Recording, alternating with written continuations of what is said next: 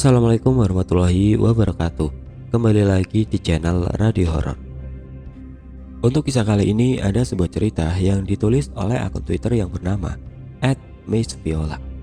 Dan untuk kisah yang akan saya bawakan kali ini yaitu kisah yang berjudul Pindah Kuburan. Sebelum kita masuk ke ceritanya, tekan dulu tombol like video ini dan jangan lupa juga tekan tombol subscribe. Dan aktifin juga lonceng notifikasinya agar kalian tidak ketinggalan cerita-cerita baru dari channel ini. Dan jangan lupa follow juga akun Twitter penulis yang nanti linknya akan saya sertakan di kolom deskripsi. Dan seperti apa untuk kisah kali ini? Langsung saja kita simak berikut ini.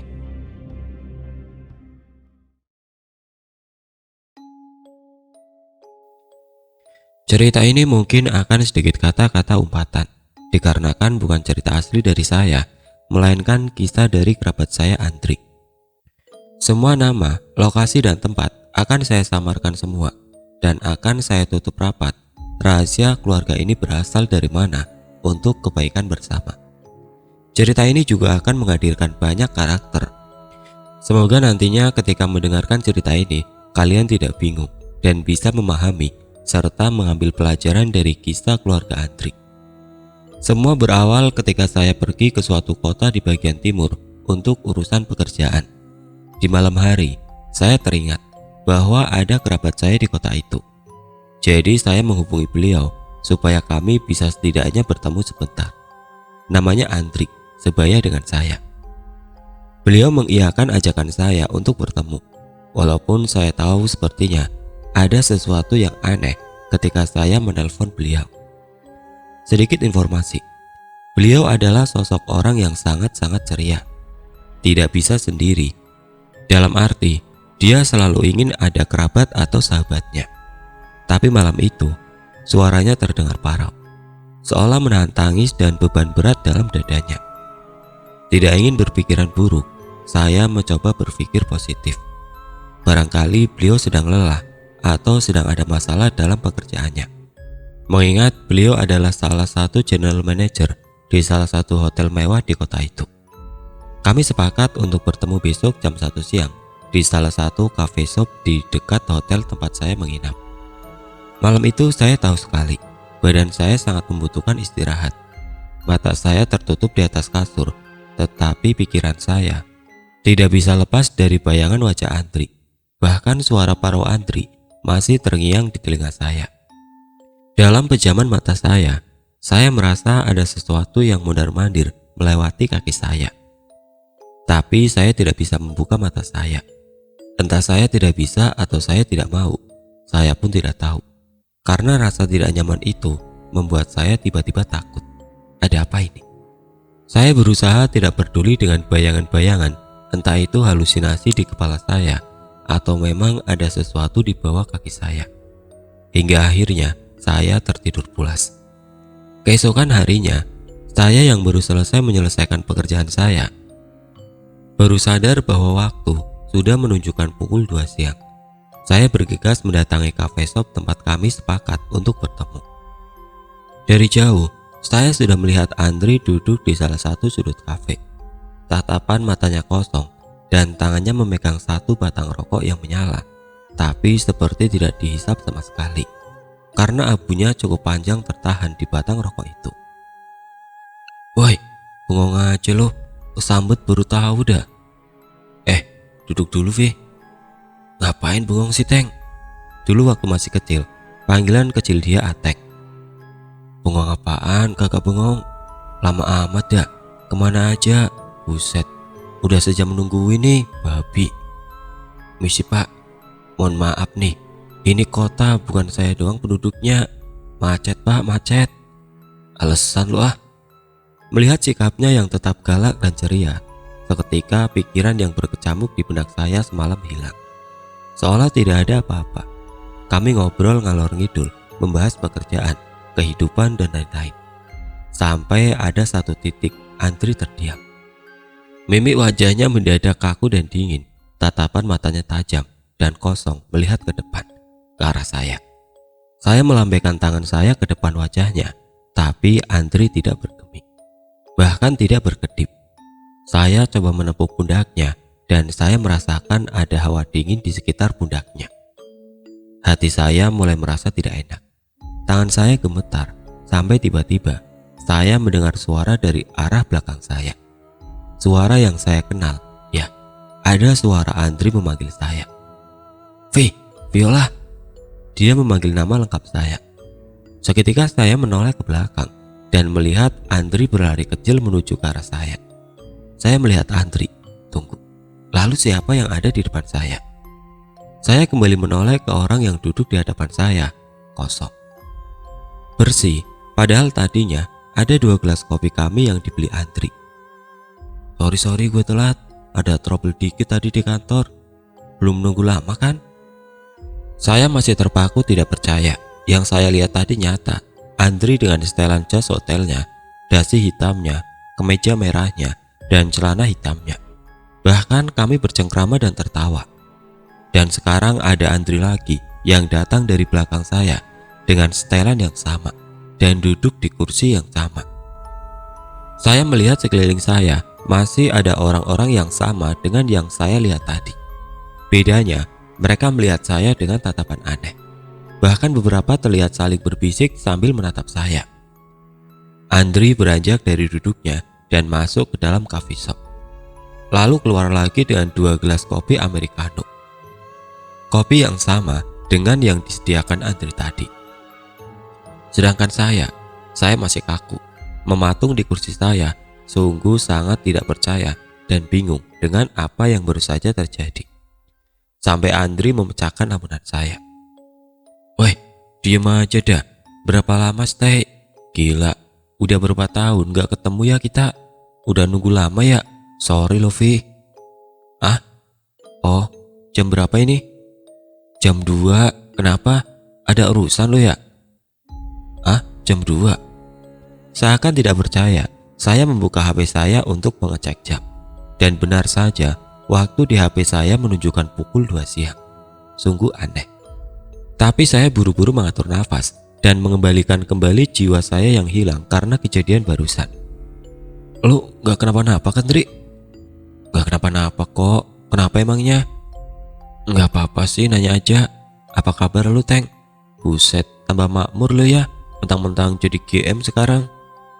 Ya gimana ya, orang sukses mah emang gini. Anjir, songong lu ya sekarang. Kami pun larut dalam perbincangan kami siang itu. Sama seperti saya larut dalam perbincangan yang hampir sama dengan Andri yang lain.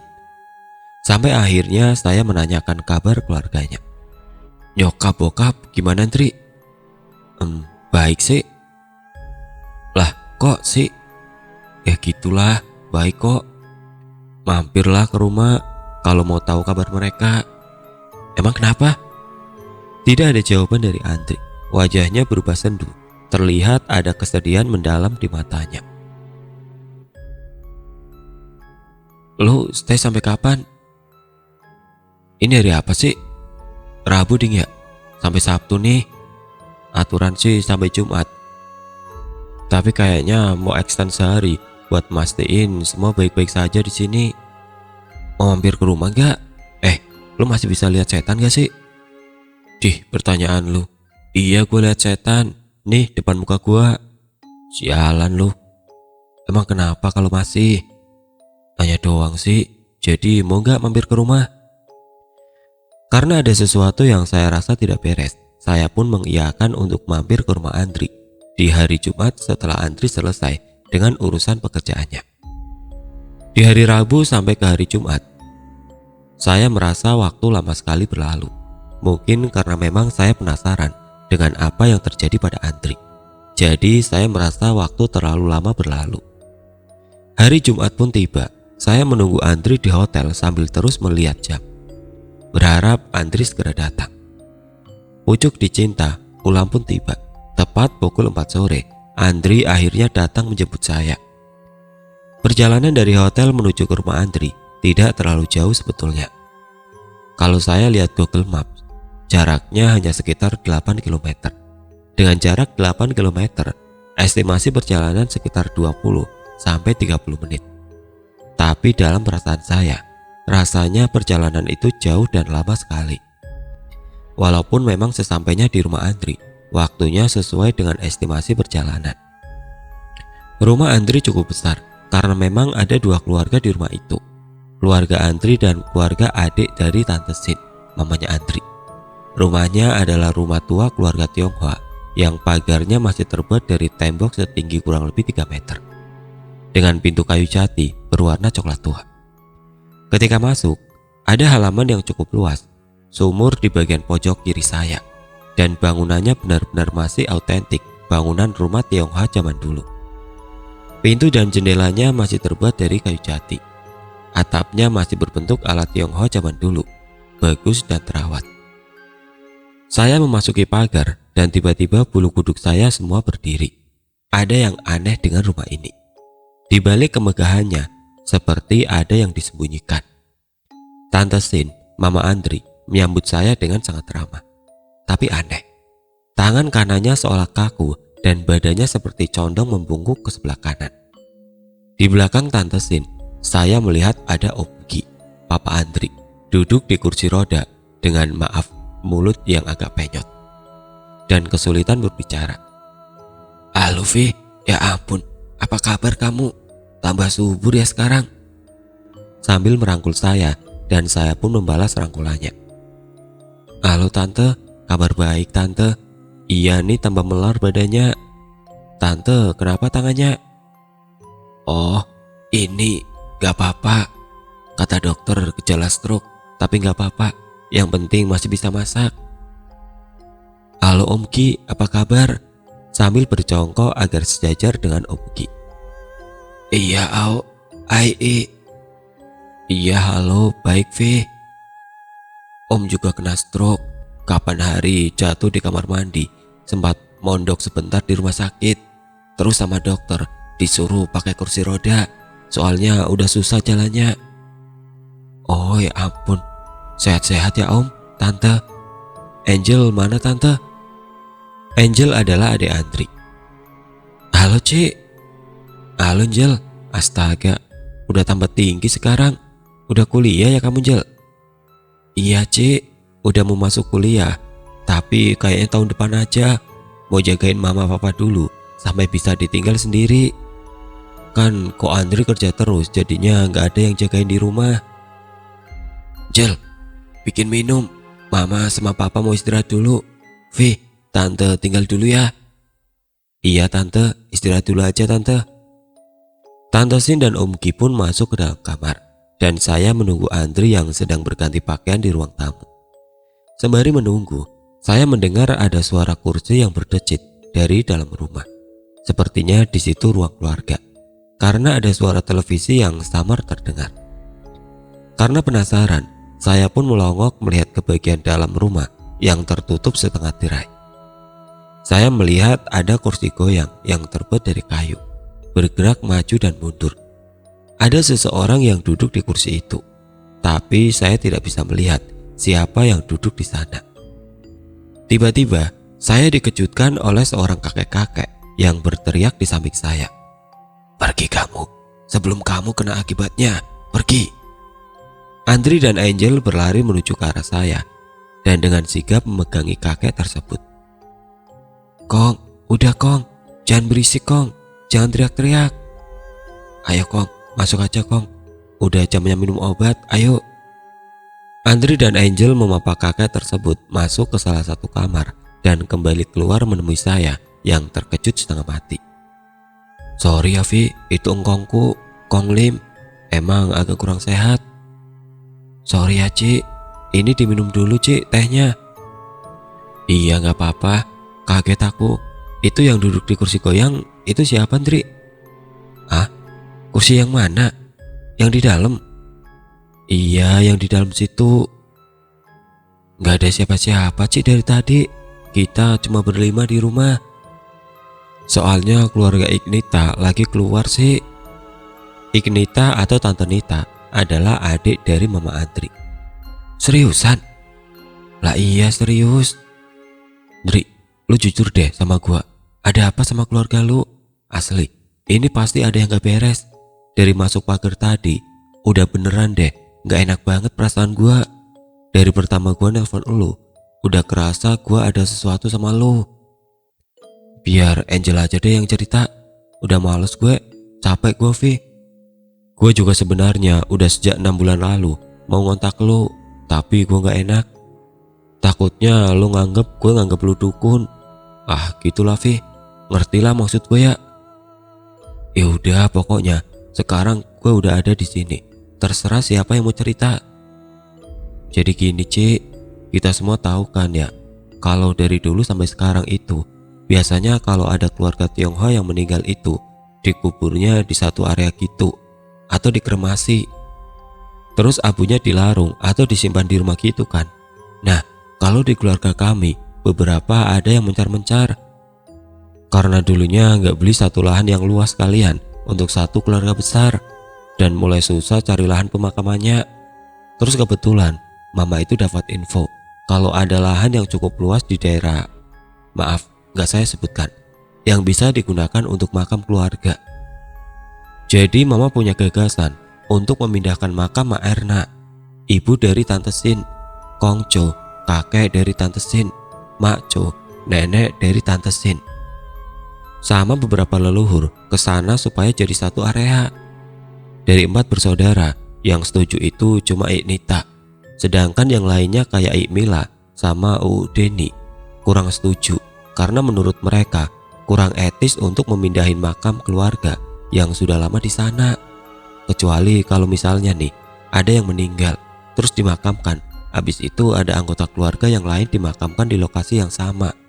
Nah, kami yang generasi buyut-buyut ini kompak semua untuk gak perlu ikut-ikutan ambil suara soal masalah pemindahan makam ini.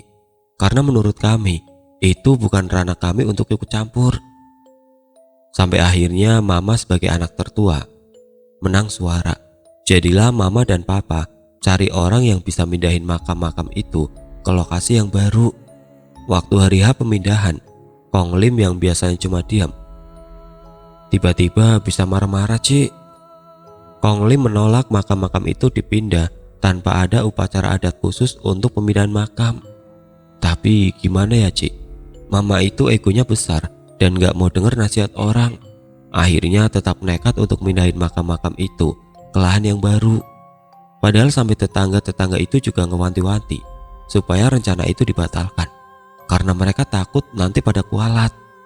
Apalagi gak ada upacara adat yang dikhususkan untuk minta izin ke leluhur itu. Tapi karena ego mama tadi Ci, akhirnya dilakukanlah itu proses pemindahannya. Hari pertama sih biasa saja, kami di rumah juga biasa saja Ci. Sampai hari kelima setelah mindahin makam Maco, tiba-tiba kami dapat kabar kalau orang-orang yang dibayar mama untuk mindahin makam itu tiba-tiba ngeblank semua. Ngeblank? Gimana maksudnya? Ya ngeblank gitu. Duh gimana kok maksudnya? Maksudnya itu mereka waktu bangun tidur tiba-tiba kayak orang blank gitu, melek tapi gak ngapa-ngapain, cuma di atas kasur badannya kaku tapi matanya melek. Ada 3 orang tuh yang begitu. Tapi mama malah ngiranya mereka bohongan karena mau minta tambahan gaji dari mama. Jadinya mama cuekin kabar itu. Terus mama cari orang lain. Dapatlah itu 3 orang lagi. Singkat cerita, itu makam Maco udah dipindahin gitulah ke lokasi baru. Masalah pembayaran semua kelar, lokasi sudah ditata rapi. Lokasi lama juga sudah ditutup rata lagi sama tanah. Malamnya Kong Lim kejang-kejang Vi. Kita nggak tahu nih penyebabnya. Terus langsunglah kita bawa Kong Lim ke IGD. Waktu itu yang berangkat aku, mama, Angel, Ik Nita, sama Om Lucky. Papa, Tommy sama Kenny nunggu di rumah. Baru saja sampai di IGD, mama baru ngurus administrasi. Tiba-tiba Kenny nelpon Angel. Katanya papa jatuh dari kasur terus teriak-teriak. Karena panik dan mereka masih kecil-kecil gak bisa ngapa-ngapa. Aku sama Angel langsung inisiatif pulang ke rumah buat ngecek papa. Sampai rumah, bener aja papa masih di bawah kasur dan masih teriak-teriak gak jelas gitu. Aku pikir papa kesakitan kan. Langsung aku bawa juga tuh si papa sama Tommy dan Kenny sekalian. Kebetulan malam itu harusnya si Sinta, anak dari Ik Nita yang paling gede, pulang ke sini karena dia kan kuliah di Singapura. Sengaja terbang malam supaya pulang langsung tidur kan. Kita nggak ada kepikiran mau ngabarin kalau kita semua ke rumah sakit, saking paniknya lah. Baru sampai di rumah sakit nih, udah ada telepon lagi dari Sinta. Dia nyariin kita, katanya dia sudah sampai rumah. Tapi karena capek juga bolak-balik, akhirnya kita suruh Sinta nyusul kita naik ojol ke rumah sakit. Setengah jam kemudian, Sinta ngabarin kita kalau dia menuju ke rumah sakit naik ojek pangkalan. Karena udah lama banget nyari ojol itu gak nyangkut-nyangkut di aplikasi katanya. Karena Papa dan Kong Lim sudah ditangani dokter. Aku, Mama, Kenny, Tommy, Angel, sama Nita dan Om Lucky nunggu tuh di depan IGD sambil dengerin cerita kronologi dari Kenny sama Tommy kenapa Papa bisa jatuh. Mereka bilangnya sih mereka nggak tahu karena mereka lagi pada nonton TV di ruang keluarga. Terus dari jauh kita dengar suara ambulan. Kelihatan banget deh, itu ambulan ngebut banget, buru-buru masuk ke dalam area IGD. Perawat dari IGD udah mulai pada keluar bawa ranjang gitu, sama ada beberapa alat yang buat pompa pernafasan. Kita mah cuek aja, cuma minggir aja ke tempat yang lebih aman karena takutnya kita ganggu kerjaan perawat kan. Di belakang mobil ambulan itu ada mobil pick up polisi gitu, ngangkut motor sama orang juga. Oh, ada kecelakaan, pikirku. Terus di depan IGD itu ada salah satu polisi berdiri sambil mencet-mencet HP-nya, terus dia nelpon. Lah terus HP ku bunyi. Gue lihat cuma nomor doang karena gak diangkat-angkat. Berisik kan tuh ringtone HP. Polisinya itu nengok ke gua, ngeliatin kayak macam ngomong. Berisik bego, angkat napa? Gitulah. Terus gua angkat tuh telepon. Anehnya, gua sama pak polisi itu masih tatap-tatapan gitu loh. Ngerti gak sih lo? Jadi pas gua angkat, suara di telepon sama suara bapak itu kayak jadi satu gitu. Selamat malam pak, betul ini dengan bapak Andri? Kaku dong saya. Masih tatap-tatapan itu saya jawab, iya betul, ini dengan siapa ya? Terus si bapak polisi itu jalan ngedeket ke saya, Vi. Dia nanya, gua Andri yang dia telepon atau bukan? Terus gua iyain. Dari situ dia matiin teleponnya, terus dia nanya ke gua, apa bener gua kenal sama Sinta? Dan gue jawab iya. Terus dia jelasin kalau Sinta kecelakaan di jalan. Jadi dia bonceng ojek pangkalan, terus gak ada apa-apa. Tiba-tiba mereka jatuh dan Sinta sempat kehantam pembatas jalan. Sedangkan si bapak ojek cuma keseret dikit, gak ada luka serius. Jadi ambulan yang kita lihat itu ambulan yang angkut Sinta. Nita langsung lemes, Om Lucky langsung lari ke dalam nyari Sinta. Herannya, mereka itu mungkin kepleset atau apa gitu. Tapi Sinta itu bisa kepental sekitar 8 meter sampai akhirnya ngehantam pembatas jalan. Dan sialnya lagi, Sinta nggak pakai helm. Helmnya dia cantolin di tangan. Luka Sinta cukup parah. Parah banget malah. Sinta akhirnya tepat jam 12 malam. Kami dikasih tahu pihak rumah sakit kalau Sinta udah meninggal. Gue inget banget, keluarga Nita begitu hancur sehancur-hancurnya kudu nerima kenyataan anak perempuan mereka satu-satunya meninggal dengan cara seperti itu. Padahal kepulangannya ke Indonesia sudah sangat ditunggu-tunggu sama Nita. Malam itu Nita sama Om Lucky bersikeras mau tetap di rumah sakit dulu sampai pengurusan jenazah Sinta selesai.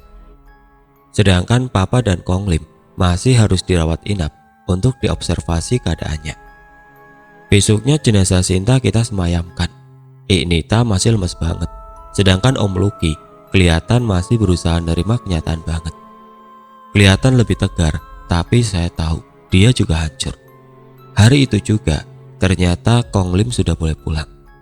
Kong Lim gak langsung saya ajak ke tempat persemayaman karena saya pikir Kong Lim mendingan istirahat di rumah. Sepanjang perjalanan dari rumah sakit ke rumah, Kong Lim gak bicara satu kata pun sampai kita ngelewatin sebuah makam. Kong Lim bilang, wah udah peringatin lu orang, tapi gak ada yang percaya wah punya omongan. Gue bingung dong.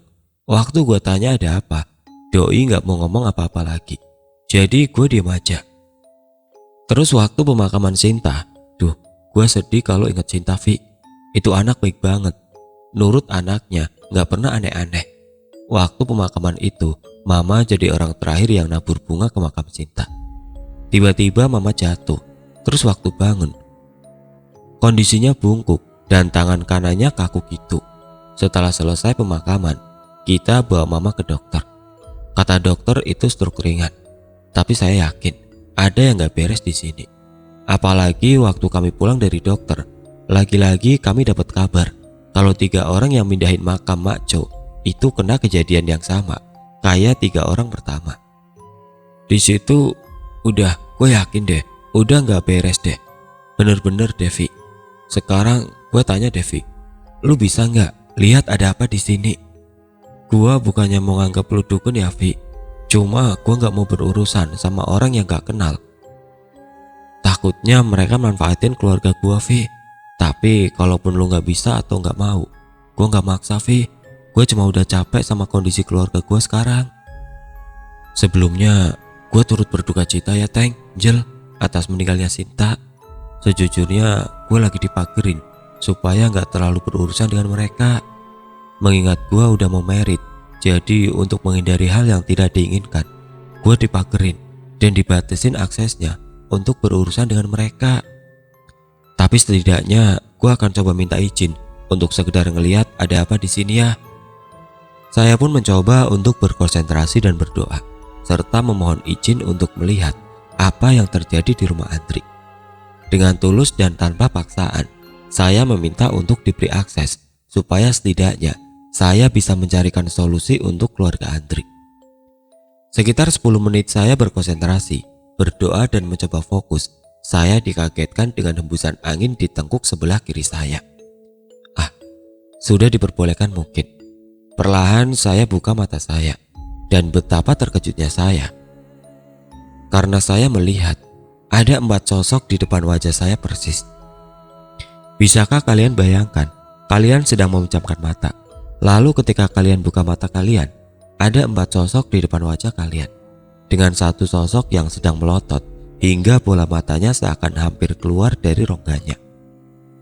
Satu sosok dengan wajah sangat keriput yang rahangnya menganga sampai hampir terlepas. Dan bahkan kalian bisa melihat tenggorokannya yang penuh dengan belatung. Satu sosok yang setengah wajahnya rusak dengan tetesan darah kehitaman dari hidungnya. Dan satu sosok yang berwajah tua dengan kulit pucat dan tatapan mata yang tajam, seolah menunjukkan ketidaksukaannya dengan kehadiran kalian di situ. Yang kalian bayangkan itu adalah yang saya rasakan. Ngeri, takut, panik, bercampur mual. Air mata saya sudah tertahan di pelupuk mata, menunggu saya berkedip untuk menetes. Badan saya kaku sekaku-kakunya, tidak bisa berdiri, tidak bisa berlari, bahkan untuk berteriak pun. Suara saya tertahan di tenggorokan. Saya mencoba memberanikan diri untuk melihat ke arah Andri dan Angel, untuk memastikan apakah mungkin ada sosok yang menempel atau mengikuti mereka berdua. Sungguh mereka sangat tidak beruntung, karena saya melihat mereka berdua diselimuti asap hitam. Tidak berbentuk, hanya berupa asap yang mengelilingi tubuh Andri dan Angel. Tapi saya yakin itu bukanlah yang baik. Jauh dalam lubuk hati saya menyesal sekali menuruti permintaan Andri dan Angel. Tapi ibarat nasi sudah menjadi bubur, saya tidak bisa berbuat apa-apa lagi. 4 sosok di depan saya menghilang, seolah terbang melewati tubuh saya, dibarengi dengan bau anyir yang menyengat dan hawa yang sangat dingin. Hingga tiba-tiba, kami bertiga mendengar suara dentuman barang jatuh yang cukup keras. Bahkan sepertinya bukan hanya kami bertiga yang mendengar, karena Tante Sin yang dari tadi di dalam kamar tiba-tiba keluar dan menghampiri kami. Suara apa itu? Ada ban pecah ya? Enggak mah, kan suaranya dari dalam. Andri berlari ke dalam ruangan keluarga untuk mencari barang apa yang jatuh, sehingga membuat suara dentuman yang cukup keras. Tante Sin berusaha mengimbangi langkah Andri, tapi kaki kanannya tiba-tiba terseok. Dari situlah saya bisa melihat bahwa ada 2 sosok yang menempel di tubuh Tante Sin.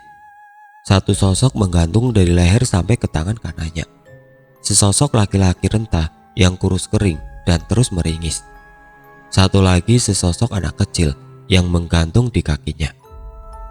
Bukan sebuah pemandangan yang semua orang ingin lihat, tapi entah kenapa, jauh di dalam lubuk hati saya sudah menduga hal-hal gangguan seperti ini terjadi pada keluarga Andri. Tapi makhluk ini berjumlah jauh lebih banyak dari yang saya pikirkan.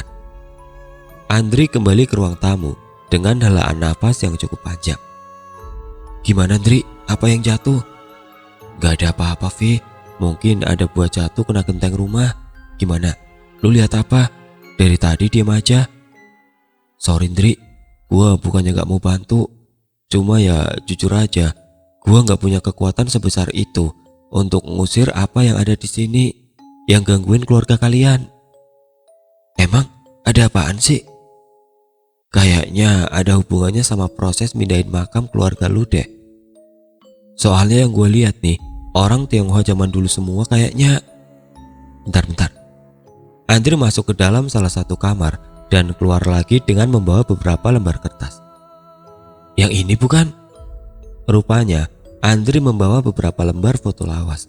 Mungkin foto sekitar tahun 60 sampai 80-an.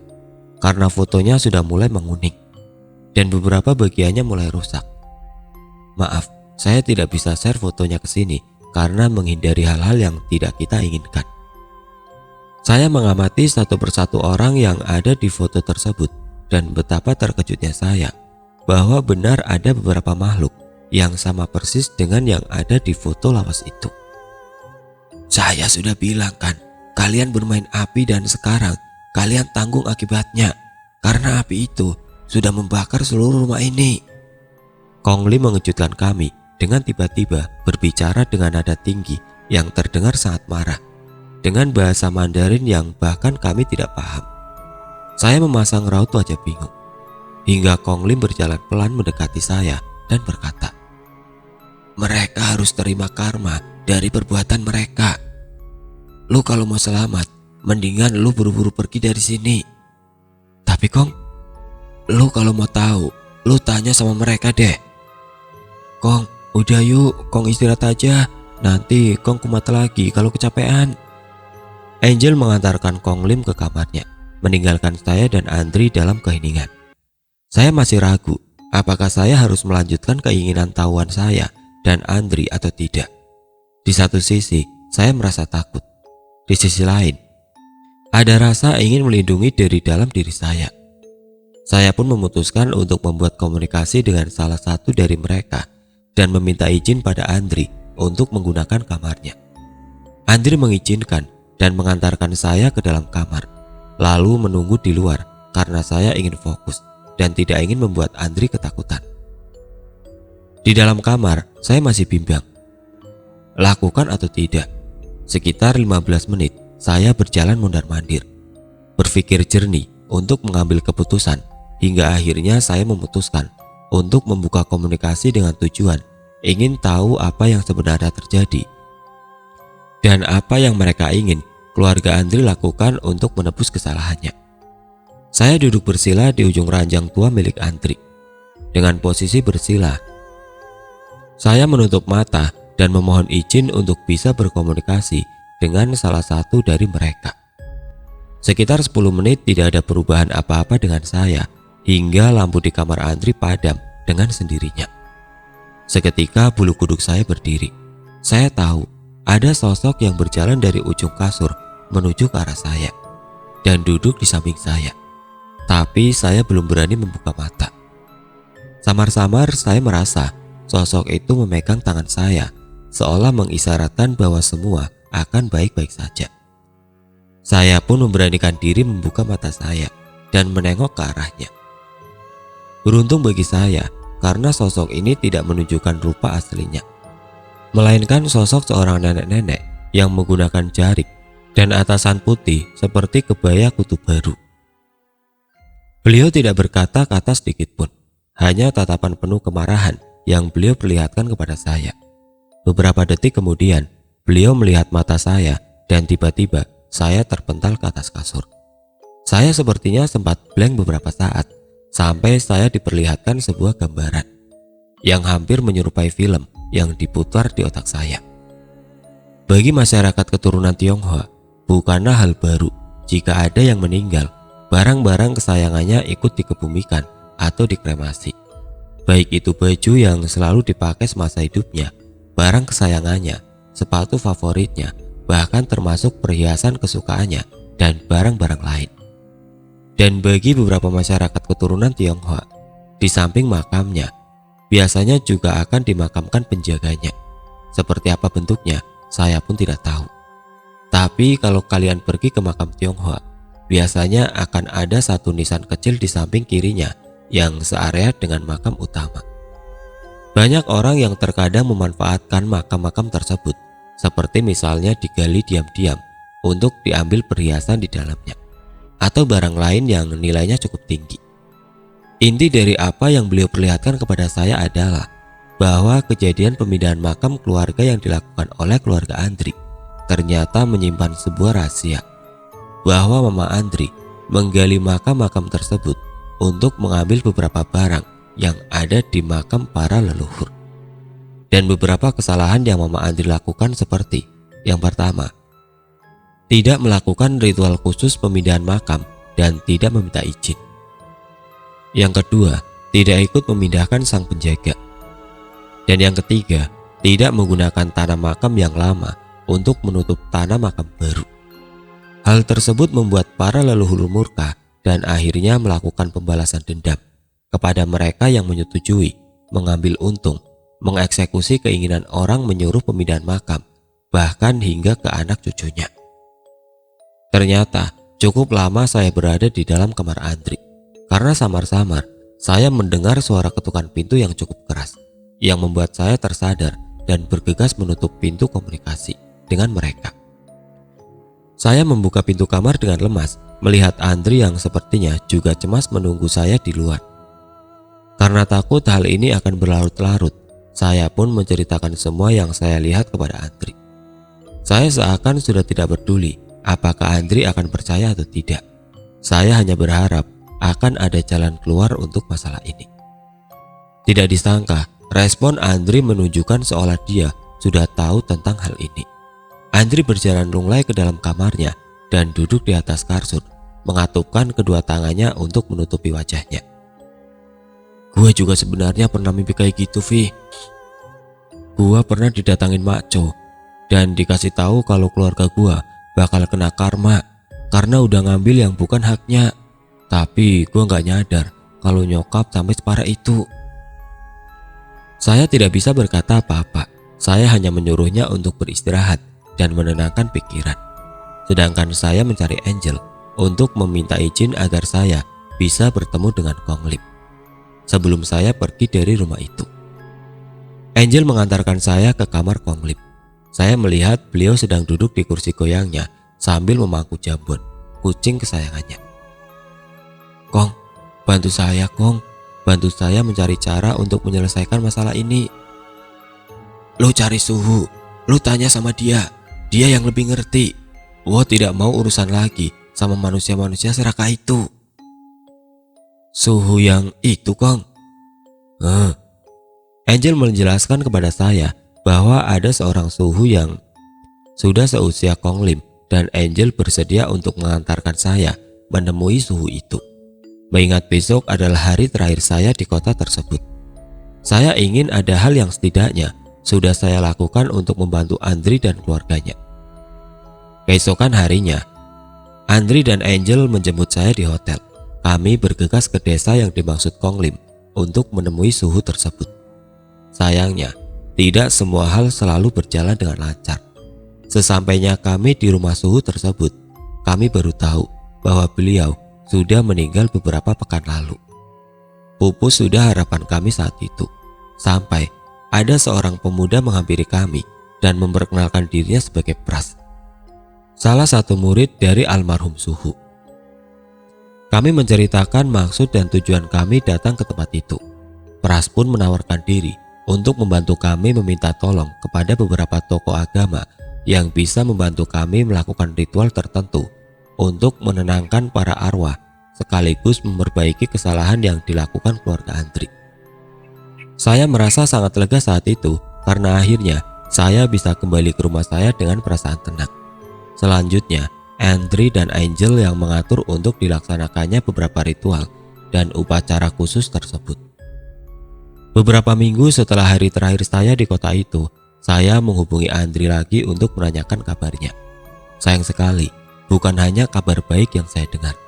Kabar baiknya, setelah dilakukan upacara khusus untuk pemindahan makam sekaligus pengembalian barang-barang berharga yang diambil, kondisi keluarga Andri jadi semakin tenang dan kondusif. Kong Lim sudah kembali ceria dan tidak menutup diri lagi. Kabar buruknya membuat saya ingin memastikan lagi dan memutuskan untuk kembali ke sana untuk berkunjung ke rumah Andri. Beberapa hari kemudian, setelah mengajukan cuti ke kantor dan akhirnya mendapatkan tiket pesawat untuk ke sana, saya pun kembali datang ke rumah Andri. Sayangnya, saya tidak lagi disambut dengan hangat seperti kali terakhir saya datang ke sana. Saat masuk melewati pagar rumah Andri, saya disuguhi dengan pemandangan yang kurang mengenakan. Saya melihat Tante Sin dan Tante Nita duduk bersebelahan di teras rumah dengan tatapan mata kosong, kulit pucat dan tubuh yang kurus. Saya berusaha menyapa beliau, namun tangan saya ditarik oleh Andri dan Andri menggelengkan kepalanya dengan maksud tidak akan ada respon dari Tante Sin dan Tante Nita. Saya melihat mereka berdua seperti raga tanpa jiwa. Raga mereka bernafas, namun jiwa mereka entah pergi kemana. Rupanya karma itu yang harus mereka terima. Saya begitu penasaran, kemana jiwa kedua orang ini pergi. Saya pun membuka mata batin saya dan melihat jiwa Tante Sin dan Tante Nita terkunci di dunia lain, dengan menangis dan lemas berjalan di belakang Mak Chow. Sosok nenek yang berkomunikasi dengan saya kala itu. Selain itu, saya juga melihat sosok Om Ki dan Om Luki. Ya, rupanya mereka berdua akhirnya pergi meninggalkan dunia ini. Om Ki dengan serangan jantungnya dan Om Luki yang mengalami depresi karena kehilangan putri satu-satunya, memutuskan untuk bunuh diri dengan menggantung tubuhnya di gudang. Kini tinggallah Andri, Angel, dan Kong Lim yang tinggal di rumah itu, serta raga Tante Sin dan Tante Nita. Karena Kenny dan Tommy rupanya sudah dipanggil oleh Sang Pencipta dengan kejadian yang kurang baik. Dua bocah kecil yang sangat kasihan karena pada saat mereka bermain di halaman rumah, secara tidak sengaja atau mungkin ada yang menyengajakan, mereka terjatuh ke sumur dengan kedalaman kurang lebih 10 meter. Beruntung, saya sudah tidak melihat bayangan hitam yang menyelimuti Andri dan Angel. Karena mungkin pada saat itu, entah karena saya datang di saat yang tepat atau memang beginilah jalan takdir hidup mereka. Pesan saya dari kisah ini, jangan bermain-main dengan orang yang sudah mati. Jangan mengusik peristirahatan mereka, karena mereka bisa mengusik kalian kapan saja, di mana saja, dengan cara mereka.